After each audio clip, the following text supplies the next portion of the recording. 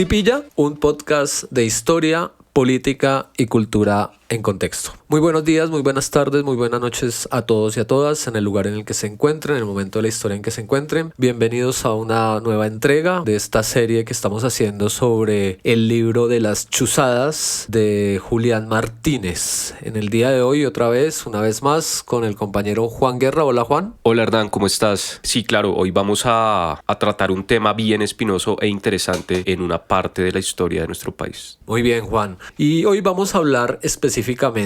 ¿De qué casos vamos a hablar, Juan? En concreto, pues vamos a hablar de la Operación Puerto Asís. En la misma dirección de persecución a la oposición, una de las operaciones también más macabras que se gestó desde el interior del DAS y que tenía como objetivo a la prensa. Bien, Juan, de eso nos vamos a ocupar. La Operación Puerto Asís, que, como tú dices, tiene por objetivo la figura del periodismo, específicamente a Holman Morris, pero por ahí también está Carlos Lozano, fallecido Carlos Lozano, que era director del semanario Voz, Daniel Coronel también, que es otra de las figuras del periodismo en su momento. Pero antes de iniciar, Juan, escuchemos la siguiente grabación. En esta comunidad de San José de Apartado hay gente buena, pero algunos de sus líderes, patrocinadores y defensores están seriamente señalados por personas que han residido allí de auxiliar a las FARC y de querer utilizar a la comunidad para proteger a esta organización terrorista. Bien, Juan. Entonces, después de escuchar este audio, es necesario hablar de, primero, dar un contexto sobre la comunidad de paz de San José de Apartado y por qué el expresidente Álvaro Uribe Vélez señala que en esta comunidad hay gente buena, pero algunos de sus líderes, patrocinadores y defensores están seriamente señalados por personas que han residido allí de auxiliar a las FARC y de querer utilizar a la comunidad para proteger a esta organización terrorista. Esta masacre, como muchas otras de las que fue víctima esta comunidad de paz, en ese contexto pues se da una forma terrible, porque tenemos que recordar que descuartizaron con garrote y machete a 8 personas, entre ellas a 3 niños de 10, 5 y 2 años de edad, que fueron ejecutadas en febrero 21 del 2005 en el Urabá antioqueño. ¿Qué pasa con este hecho, Juan? Este hecho pues es denunciado por el periodismo. Además también se hace un trabajo, en especial Holman Morris, en medio de su programa Contravía, sobre pues de legitimar un poco esa versión que da Uribe sobre que ellos son auxiliadores de la guerrilla, ¿no?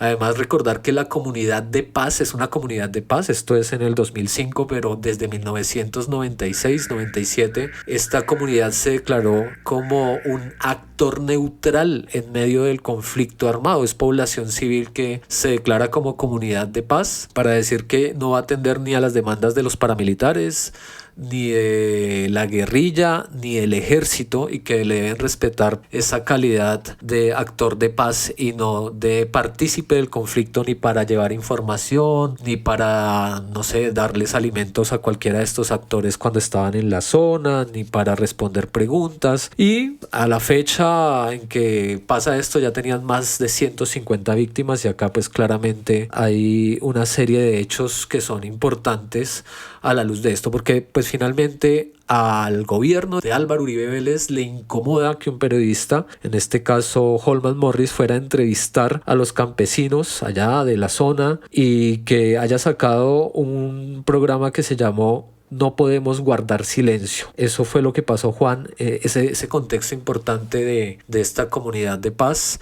y su relación para abrir este caso, este seguimiento a Holman Morris y al periodismo que lo denunció en su momento, que fue contra Carlos Lozano, Daniel Coronel y Holman Morris y otros opositores al gobierno que pues estaban defendiendo a la población civil o denunciando la relación entre el paramilitarismo y el ejército, las masacres, en ese contexto tan cruento donde arremetió esa violencia con el paramilitarismo. Claro, y es que Holman Morris en su juventud, no olvidemos que realizó este programa de Contravía, que precisamente lo que pretendía era meterse allá en la realidad de Colombia, de la realidad profunda de Colombia y traer a la luz todo lo que pasaba por allá. Entonces, claro, esto significaba ir a los territorios, entrevistar a las personas y mirar realmente en primera persona qué es lo que estaba sucediendo allá, qué es lo que, por ejemplo, muchos medios de comunicación aquí no hacen, sino simplemente se encargan de reproducir las versiones oficiales que les da el ejército o la policía o las entidades oficiales y no van a las zonas. Digamos que esto es algo que hay que rescatarle a Holman Morris, y es realmente poner el pellejo ahí para ir a conocer e indagar la verdad y traer eso a la luz. Y claro, en todo este proceso, cuando las personas hacen estas investigaciones, cuando escuchan a las personas, cuando van al campo, al territorio, se dan cuenta que hay otras versiones a las oficiales. Y que muchas veces realmente estas versiones terminan incluso involucrando a altos mandos militares. Y eso es algo que incomoda al poder y que incomoda al ejército. Porque me viene aquí a la mente, Hernán, que a Soraya Gutiérrez, ella era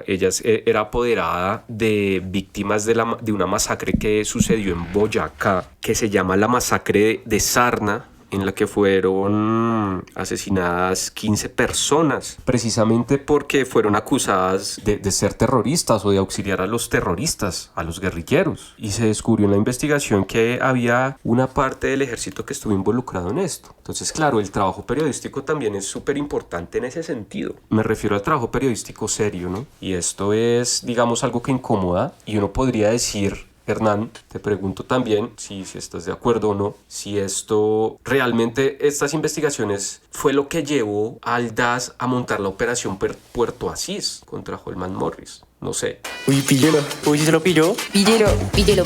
Bueno, Juan, pues la operación Puerto Asís, ¿por qué Holman Morris se vuelve un blanco para el DAS y un blanco también para Álvaro Uribe Vélez, ¿no? Algo que señala la investigación periodística de Julián Martínez tiene que ver precisamente con que a través de sus intervenciones públicas, todo lo que decía Álvaro Uribe, a todo el que señalaba, pues el DAS automáticamente lo fijaba como un blanco. Todavía estamos en el periodo, hay que decir, de Jorge Noguera. Le va a tocar también una parte a Andrés Peñate, que fue director encargado después de la salida de Noguera. Pero acá, ¿por qué fijarse en Holman Morris?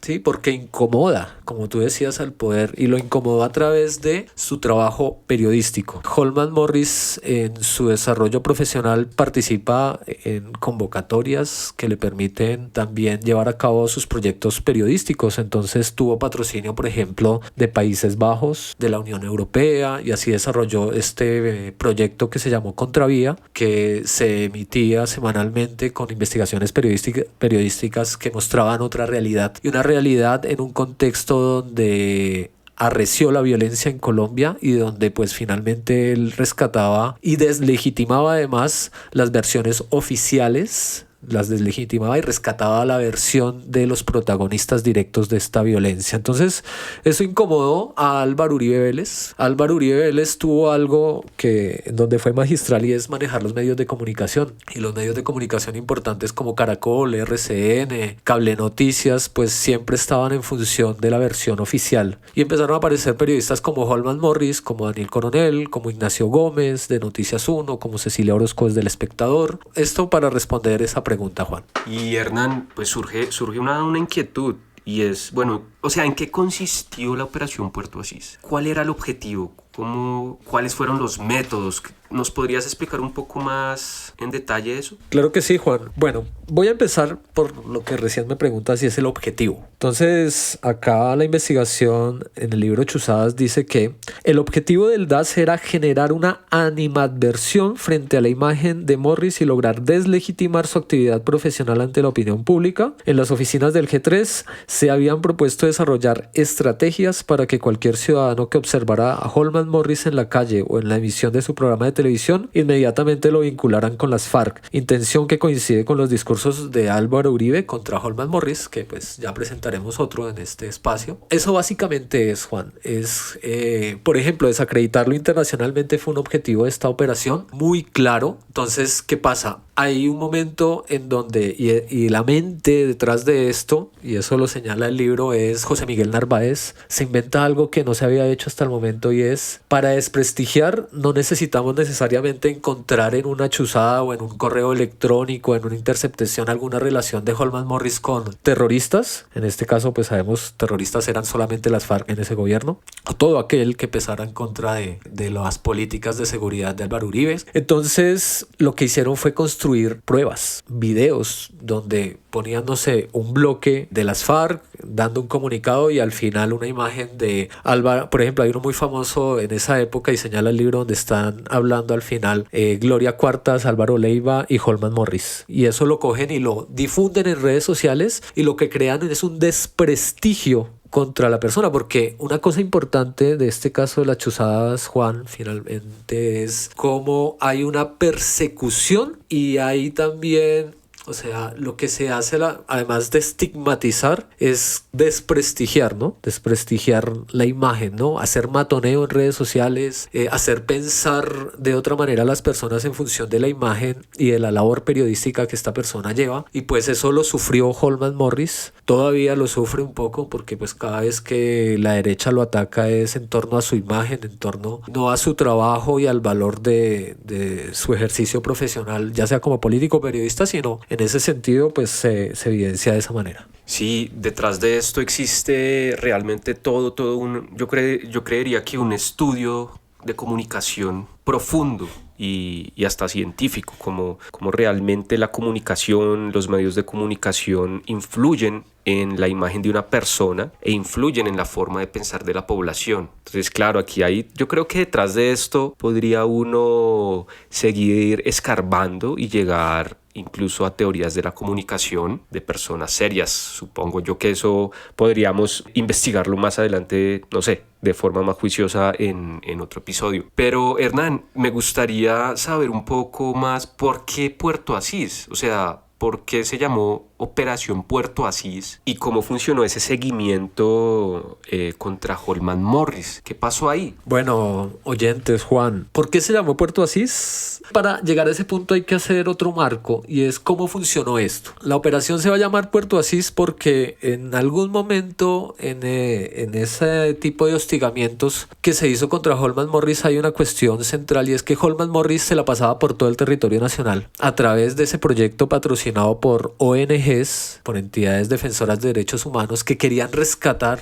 Colombia en ese momento, y todavía vigente ahora, era uno de los mayores países en índice de violación de derechos humanos. Y habían entidades nacionales y extranjeras que querían tener una visión en terreno. Y eso se hizo a través de estos proyectos y, por ejemplo, el programa Contravía, de ver esa Colombia que tú mencionabas, esa Colombia profunda, esos rincones donde los otros medios de comunicación no llegaban y si llegaban daban una versión que se acomodaba más a lo que quería señalar la Casa Nariño, ¿no? La Presidencia de la República. Y en uno de esos hostigamientos el ejército siempre, y señala Martínez en su libro, en 2 ocasiones puntualmente detienen a Holman Morris, una en una investigación con un periodista europeo en el Putumayo, donde pues le retienen durante varias horas las cámaras, las grabaciones. Eso pues está señalado también en esta investigación, sin ninguna explicación, sin ningún sustento, solamente porque sí. Y ahí entonces pues el lugar desde donde viaja Holman Morris después de que Álvaro Uribe vuelve a hacer una intervención en una entrevista con Darío Arismendi,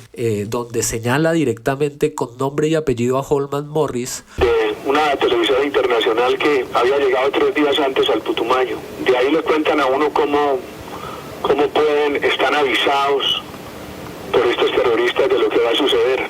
¿Usted se refiere al caso del periodista colombiano y al servicio de la BBC de Londres, Holman Morris? Allá había una cámara, Darío. Allá había una cámara y a uno le preocupa eso. Y entonces el general Castro me dijo, no, yo hablé con ellos, llevan 3 días aquí. Y uno se preocupa mucho por eso, Darío, porque es que, le repito, no tengo ningún instrumento ni lo crearé, simplemente lo dejo a manera de reflexión de ustedes y de reflexión pública. ¿Sí pilla, perrito? Entonces desde donde toma el vuelo Holman Morris y desde donde estaba en ese momento es la operación Puerto Asís, por eso se llama Puerto Asís. Esa es la relación, volvemos a ver esa creatividad. Y este es un hecho, eso que señaló en la entrevista con Darío Arizmendi, que a propósito Darío Arizmendi no le dio réplica en su momento a Holman Morris, se la dio la W, el que escuchó esta acusación gravísima que además convirtió a Holman Morris en objetivo militar, porque era denunciarlo públicamente como casi que participante de las FARC. Y pues esto era un mensaje para el ejército y era otro mensaje nuevamente para el DAS. Entonces eso es importante por ese lado. Pero ¿cómo funcionó? Que es la otra parte de tu pregunta, Juan. Hay una cosa, y eso después lo reflexiona Juan Pablo Morris, el hermano de Holman y el mismo Holman Morris, y es que y bueno, eso le pasó a Daniel Coronel, eso le pareció a Carlos Lozano, y es como en algún momento le envían coronas funerarias a sus apartamentos, ¿no? A las esposas, a estas personas el mismo día, a la misma hora, les enviaron coronas funerarias. Y pues eso prendió las alarmas. Siempre se denunció todo ante la FLIP. Se le pidió explicación pues también al gobierno de la protección del ejercicio de la libertad y se pidieron esquemas de seguridad. Y el modo en el que el G3 infiltró los espacios laborales y familiares fue a través de la escolta. Entonces los escoltas que nombraba el DAS en los esquemas de protección de Holman Morris, de Daniel Coronel, de Carlos Lozano, de Gustavo Petro, de Luis Guillermo Pérez, de todos estos personajes opositores. Esa es una primera clave procedimental, ¿no? Cómo los infiltraron a través de los esquemas de seguridad. Eso es una cosa, bueno. Sí, no, y esto se conecta con lo que mencionamos al comienzo, que esto también era un modus operandi del DAS, infiltrar agentes encubiertos como esquemas de protección para poder espiar a sus blancos desde el interior y poder dar cuenta de todas las movidas y digamos de las personas que frecuentaban, ¿no? Pero entonces esto me lleva a reflexionar que realmente los blancos no eran los únicos, y bueno, y esto ya quizás lo mencionamos, los blancos no eran los únicos, Hernán, que eran objeto de, o sea, los blancos entre comillas, ¿no? No eran los únicos que eran el objeto de las investigaciones ilegales, sino que la familia de cada uno de ellos estuvo también victimizada por esta acción. ¿Tú nos podrías de pronto hablar un poco en esa dirección? Bueno, Juan, la operación Puerto Asís se desarrolló desde el G3 a través de Jaime Fernando Ovalle y pues todos los detectives que puso a hacer este espionaje ilegal, un espionaje que tenía también obviamente no solamente afectar la figura pública del periodista sino su círculo cercano. Entonces el programa Contravía era un proyecto que dice Holman Morris que era familiar porque pues ahí trabajaba su hermano, su esposa, Patricia Casas, dos practicantes que generalmente eran del programa de periodismo de la Universidad Javeriana y del Politécnico Gran Colombiano, que fueron también hostigados, perseguidos. Hay una cosa curiosa y es el nivel al cual llegaron para intimidar o para tener acceso a la información. Intervinieron la línea telefónica de la esposa, que era un celular que se manejaba para el programa Contravía, que se utilizaba para hacer llamadas desde ahí. Esto también derivó en que se revelaron las fuentes, y eso también hay que decirlo, pues ahí, eso de forma ilegal, se descubrieron fuentes que pues son privadas del ejercicio periodístico. Eso pues ha sido un debate siempre, y sobre todo después de la seguridad democrática, durante la seguridad democrática, han querido volver una ley como que el periodista tiene que revelar las fuentes cuando revela escándalos de corrupción. Bueno, eso por un lado, Juan. Entonces, cómo sistemáticamente fueron acosando a todos. Hay un punto en la investigación de Julián Martínez donde, por ejemplo, señala que alquilaron un apartamento, el DAS, en la torre al frente donde vivía, en el mismo conjunto residencial, Holman Morris, que dentro de la torre y frente a la puerta de Morris, de la entrada, en la ventana, cámaras, micrófonos, sabían qué horas llegaban, quién llegaba a visita, quién se iba, los escoltas que siempre entregaban informes de inteligencia y decían con quién se encontró Holman Morris, con quién se entrevistó, averiguaron a través del rastreo de correos electrónicos cuáles eran sus itinerarios de viaje, lo mismo que pasó con el Cajar, que en algún momento impidieron el viaje de una de sus abogadas a sustentar un proyecto ante la Unión Europea, a conseguir financiación. Todo esto pasó por ahí y ese fue el nivel máximo primo, a su hermano Juan Pablo también lo hostigaron, a los practicantes los paraban en la calle civiles y les decían: ¿usted por qué trabaja con Holman Morris? Les incitaban como a decir como qué estaban haciendo, en qué investigación estaban, a dónde iban a ir. Y yo quisiera referirme, Juan, en este punto, a que ya después, cuando se revela todo, cuando cae todo este entramado y se denuncia oficialmente que ahí sale pues ese famoso nombre de Chuzadas, esos seguimientos ilegales a la oposición. Entonces, en alguno de los documentos se encuentran diapositivas donde está perfilado Holman Morris, aparece la imagen del DAS y el Ejército Nacional, y dice lo siguiente, y eso está ahí, eso ya era una prueba contra José Miguel Narváez, contra Jorge Noguera, que estuvieron ahí, y es lo siguiente: en julio del 2005 se propusieron diversos cursos de acción para afectar la imagen del periodista. Acá está en el libro. Y dice la diapositiva: iniciar campaña de desprestigio a nivel internacional a través de las siguientes actividades. Comunicados, inclusión video FARC, que ya lo nombré en un principio. Dice: gestionar la suspensión de la visa a Estados Unidos, que también hace parte de esto. A Holman Morris le bloquearon la visa cuando se ganó una beca para desarrollar unos estudios en Estados Unidos. Ahí tuvo que actuar la comunidad internacional. El mismo gobierno de Estados Unidos tuvo que intervenir para que le volvieran la visa. Acciones de sabotaje, robo del pasaporte, cédula. Está documentado también en esta investigación cómo quisieron entrar a la residencia de Holman Morris y no lo pudieron hacer. Acciones operativas, que es ubicación de su residencia, seguimientos constantes y movilización, y monitorear los viajes al exterior, que eso nos va a llevar en nuestro próximo capítulo a hablar de la Operación Europa, ¿no, Juan? Ahí están esas prácticas, por ejemplo, los videos difamatorios que se construyen. En ese punto entra un personaje importante que es Andrés Peñate, Juan. Uy, si pilla. Píllalo. Uy, si pilla. Si pilla. Píllalo. Si pilla. Si pilla. Si pilla. Si pilla. Si pilla. Si pilla. Si pilla. Si pilla. Si pilla. Si pilla. Uy, píllelo. Uy, si se lo pilló. Píllelo. Píllelo. Píllelo. Si pilla. Uy, si pilla. Si pilla, perrito. Si pilla. Si pilla. Si pilla. Seguimos pillando los hechos, los datos y los pillos que hacen parte de la historia, la política y la cultura de este país. Si les gusta lo que pillamos y conversamos en este podcast, apóyenos para seguir creciendo y mejorando. Nos pueden apoyar a través de Patreon, Nequi o de Biplata. En nuestro perfil de Instagram, en las historias, podrán ver cómo apoyar este proyecto. También nos pueden escribir a través de nuestras redes sociales y les diremos cómo. Y como siempre, gracias por estar ahí y pillar con nosotros.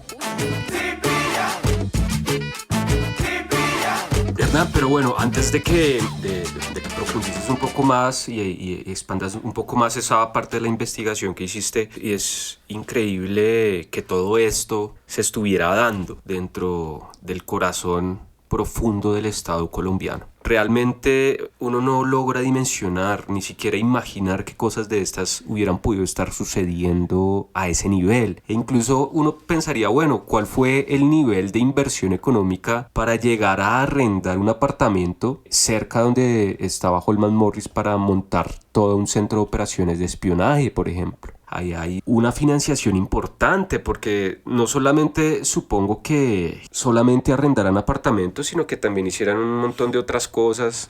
Nomás el solo hecho de montar empresas ficticias, incluso las montaban con todas las de la ley. Creo que hay un caso en el que menciona el libro, si mal no recuerdo, donde ellos montan una lavandería y compran unos carros grandes de lavandería donde prácticamente podían montar sus operaciones móviles, pero bajo la fachada de que eso era una lavandería. Curiosamente, incluso hasta la registran legalmente como lavandería. Entonces, digamos que aquí se está pensando en todo, y hay evidentemente una gran movilización de dinero para llevar a cabo estas empresas ilegales, no solamente porque también necesitan importar la maquinaria, las máquinas, la tecnología para hacer las interceptaciones, y pues con el velo de que todas estas financiaciones, toda esta cartera, toda esta parte económica, pues tiene ese velo de secreto por ser seguridad nacional. Así es, Juan. Juan, eso que dices es fundamental, ¿no? Pensemos una cosa, y es cómo los dineros públicos, los impuestos de los colombianos que pagaron los sueldos de los integrantes del Departamento Administrativo de Seguridad, DAS, de sus unidades operacionales, fue utilizado para lo ilegal, para perseguir,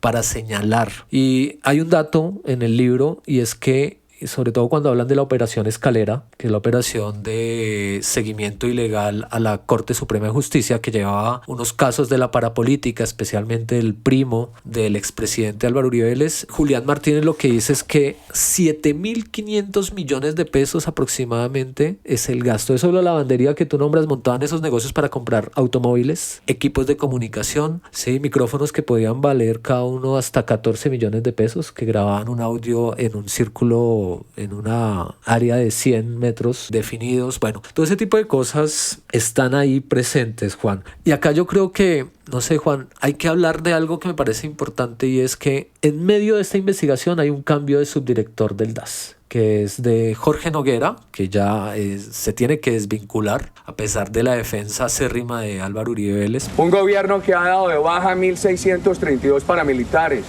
que tiene hoy a Colombia en la víspera del desmonte del paramilitarismo, no puede permitir que el atrevimiento periodístico suyo, irresponsable y faltando a la verdad, ponga en duda la legitimidad de ese gobierno.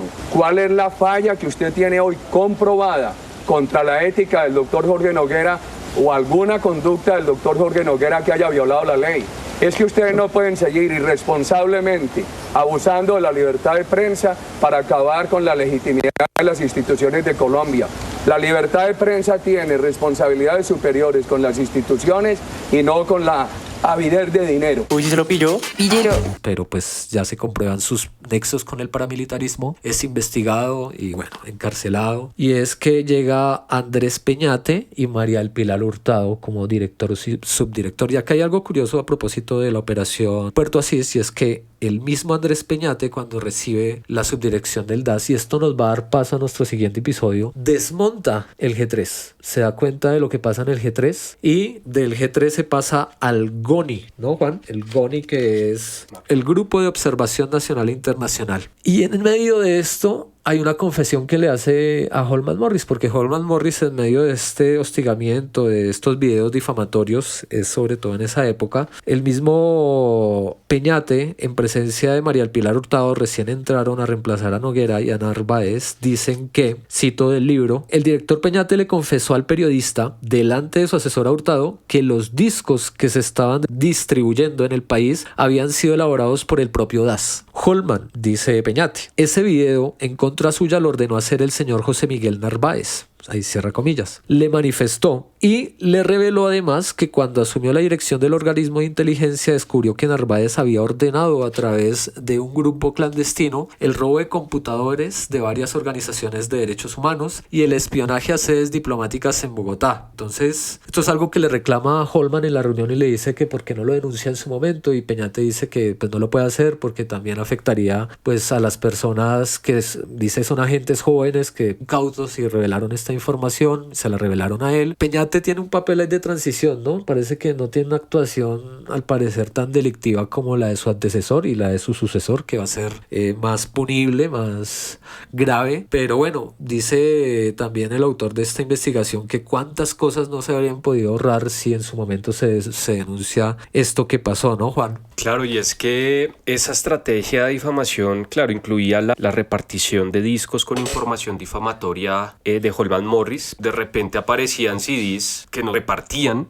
Obviamente yo creo que ellos habrán escogido puntos clave para repartir esta información. Se los repartían a la gente, eventualmente eso hacía eco y estos discos con esta información difamatoria hacían mella en el ideario de la sociedad, sobre todo porque también había una amplificación ahí de los medios de comunicación que permitía que se hicieran este tipo de acciones sin ningún tipo de réplica, y el efecto pues inmediato era que la población empezara a vincular a estos investigadores, periodistas, defensores de derechos humanos pues con los grupos delictivos. Pero como tú lo mencionas, Hernán, es supremamente diciente el hecho de que aun cuando se descubrieron todos estos hechos, que se descubrieron, ya tendremos oportunidad de decir de qué manera, a pesar de que hubo un cambio de administración al interior del DAS, veremos que en ese cambio de administración precisamente también siguieron ocurriendo esta serie de hechos delictivos. Como tú lo mencionas, sí hay un periodo de transición ahí con Andrés Peñate, que fue director, creo que por un par de años del DAS, que era, él fue viceministro de Defensa. Después llega pues María del Pilar Hurtado, y curiosamente a ella también la condena. O sea, es decir, se destapa esto, se sabe que están cometiendo hechos ilegales,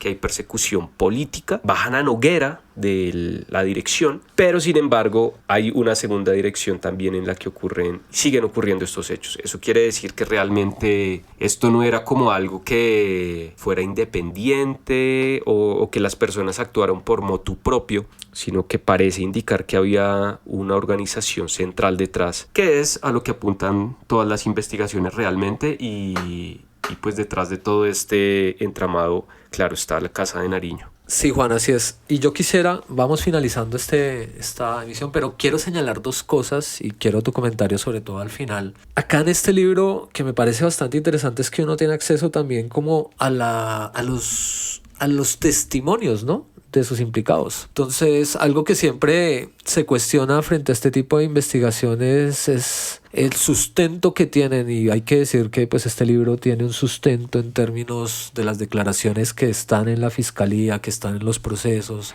que pues sustenta totalmente, precisamente demuestran un punto, y es que había un interés de la presidencia de la República por saber qué se decía en la oposición, en las ONGs, en las cortes, y pues que demuestran totalmente precisamente esa persecución que atentó contra la humanidad de estas personas, que puso en crisis, por ejemplo, acá se relatan cómo se hizo una persecución y una tortura psicológica a la esposa de Holman Morris, ¿no?, en su momento, a Patricia Casas, al mismo Holman Morris, pues que tenían hijos, que eran perseguidos, así como pasó con el Cajar, que llamaban a las casas, que les decían que por favor no siguieran ahí.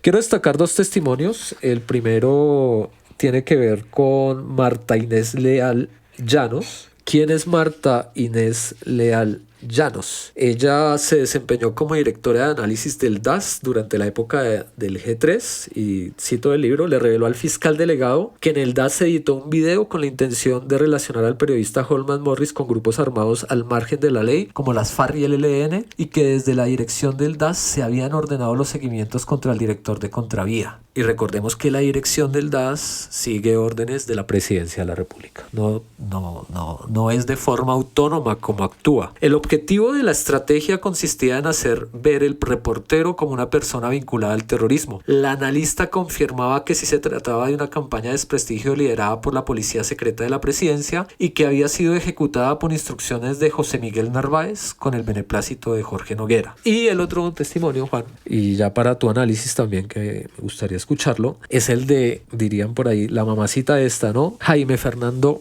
Ovalle Olaz, ya en sus declaraciones ante la fiscalía. Dice el libro de Julián Martínez: le confesó a la fiscalía que las operaciones que se realizaron contra el comunicador se sustentaban en que, abro comillas, tenía contactos con ONGs nacionales e internacionales y porque era un periodista de televisión que utilizaba su medio para propiciar el desprestigio de la nación, cierro comillas. Además, dijo que como el periodista había publicado una entrevista en 2004 con el guerrillero alias Raúl Reyes, entonces eso se constituía como prueba de sus vínculos con las FARC y que necesitaban enviarle alertas al alto gobierno, es decir, al Palacio Presidencial, sobre las actividades del director de Contravía. Así trató de justificar el seguimiento que le hicieron a través de 27 seccionales del DAS que tenían la orden de hacer labores de inteligencia porque era, vuelvo a abrir comillas sobre estas declaraciones, un permanente contradictor del gobierno nacional y que tenía vínculos con las FARC, cierro comillas. ¿Qué tal eso, Juana?